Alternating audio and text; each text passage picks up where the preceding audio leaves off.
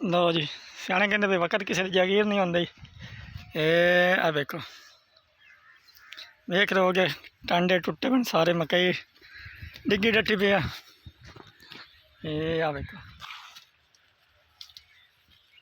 सारे मोड वेखो किस तरह छली तो तोड़ दिते हैं। ये देखो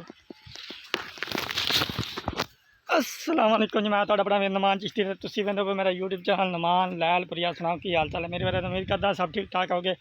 तो अज जनाब तारीख हो गई जी भी असो तो तकरीबन 5 तरीक हो गई है सितंबर की। तो सियाने कहते भी ना करवान वास्ता रब भी बारिश करके मारदा है।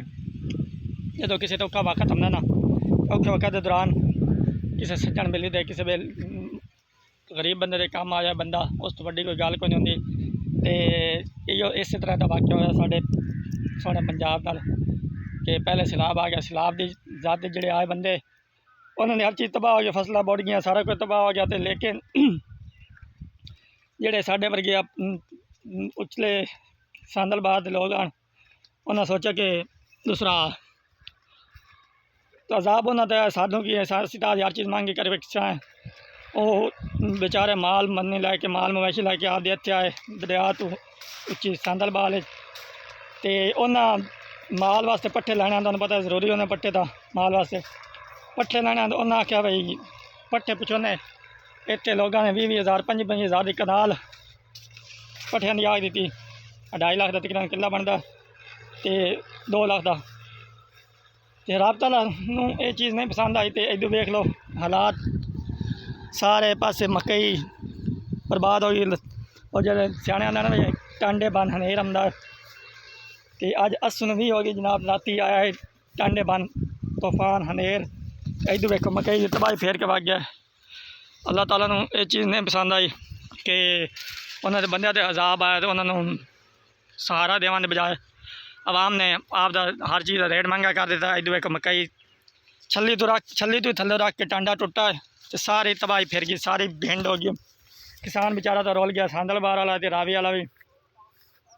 लेकिन वो अजाब तो अल्लाह की तरफ जो ना कुछ चीज़ां ऐसी होंगे कि जी आपां दे करतूतां की वजह तो आपां दे कम्मां की वजह तो आउंदियां। ये अजाब आपां दे कम्मां की वजह तो है क्योंकि एक दफ़ा का वाक़या है कि पुराने वक्त कुछ साल पहले की गल है कि मरी में बराबारी हो जाए तो लोगों होटलों का रेट बढ़ा के महंगे दाम होटल दिते, कमरे किराए दिते, करके उन्होंने एक अजाब आया। मरी में सैलाब आया, सवाद सैलाब आया तो होटल सारे तबाह हो गए। इस तरह का वाक़या है कि साढ़े पंजाब के शहर मामूका तहसील तांदरेवाला वाला जिला फैसलाबाद के छोटे से पिंड 556 का वाक़या कि राती टांडे पर तूफान आया तो किले ने किले लोगों ने मक्की दिया। देखो सारे लान लेट हो गया, डिगे तो डिगों तो होर गल लेकिन ये मुड्डू हो के डुट गया। देखो ये सारी तुम मकई वेख रहे हो गए टुटी भी है। ये अपने आप का कसूर है क्योंकि जो आप ऐसे गुनाह करते हैं आप और ऐसे गलतियां होंगे। देखो जी छलियां भी टुट गई, टांडे टुट गए, मुड्डू पटी गए। तो अल्लाह ताला नूं आकड़ जी नहीं पसंद है क्योंकि जुक्का अल्लाह ताला जुक्के बूटे फल ला देंदा है। जिन्ना हो सके अज दी अज रख करो, अज दी पैदा करो क्योंकि अज दी अल्लाह ताला नूं पसंद है। आप दे फसलां चंगियां वेख के गरूर करते पास सैलाब तो आया दरिया आए तो आपां ने की आप तो महंगी करके बेचा। लै वेख लो हाल साडा भी नुकसान है, सारे नुकसान है। मक्की 4-4 5-5 किले सारे लोगों ने तबाह हो गई, डिग भी अलाम लेट हो गई, मुड्डू टांडे पटी गए। ये गलतियाँ आपां दियां जी अपन सामने आ रही हैं। लिहाजा एक बंदा तकलीफ है ना उन्हें तकलीफ वंडाओ, एहसास करो कि अगर हमारा बंदा है माड़ा वक्त आप तो आ सकता है। इसलिए मेरी वीडियो ये उस आवाम ले जोड़े आते हैं असी तो बच गया है। हम वेख लो सुक्की नाल सिन्नी सारी सड़ती उन्होंने साडा ही सारे नुकसान हो गया। टांडे बन तूफान आया तो सारे मक्की छलियां तो थल्लों रख के सारी टुट गई है, झुक गई है। कई साढ़े इलाके है जोड़े 2-4 किले मक्की आवेंदे पाओगे तुम बची खलोती नहीं तो बाकी सारी आ वेखो जवार मक्की कमांद हर शा लेट गई, लान लेट हो गई। तो एक लेटों तो होर चीज़ होंगी ये टुट के बिल्कुल टांडे तो टुट गई है। ये दोबारा खड़ी नहीं हो सकती क्योंकि छली तो थल्लों जी टुट जाए वो दोबारा नहीं खड़ी होंगी।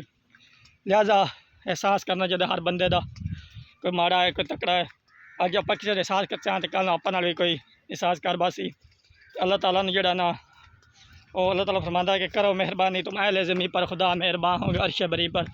लिहाजा हर बंदा एहसास कर सकते अल्लाह ताला हिफाजत फरमाई। फिलहाल अल्लाह हाफ़िज़। अगर मेरा ब्लॉग चंगा लगा तो मेरे सजना बेलिया मेरी तरफ रिक्वेस्ट है कि मेरे चैनल हमारा सब्सक्राइब तो बेल आइकन करो प्रेस, ताकि मेरी हर आने वाली वीडियो डायरेक्ट पहुँचती रहे। तो कमेंट ज़रूर दसना कि मेरी वीडियो चंगी लगी। अल्लाह हाफ़िज़।